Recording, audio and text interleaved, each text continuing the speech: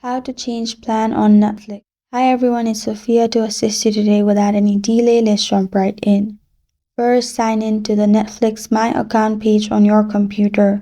You can go directly to this page by visiting netflix.com/youraccount.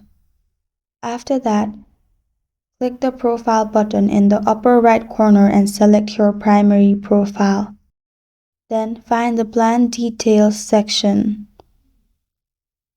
After that, click Change Plan next to your current streaming plan to see the other options.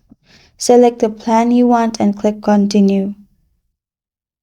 Add or change a DVD plan which is only available in USA, so you can activate your device. And that's how you change plan on Netflix. Thank you for joining me today. If this video helped you out, please leave a like and subscribe for more. Got a question or want to suggest a topic? Comment below. I'm Sophia signing off. Until next time.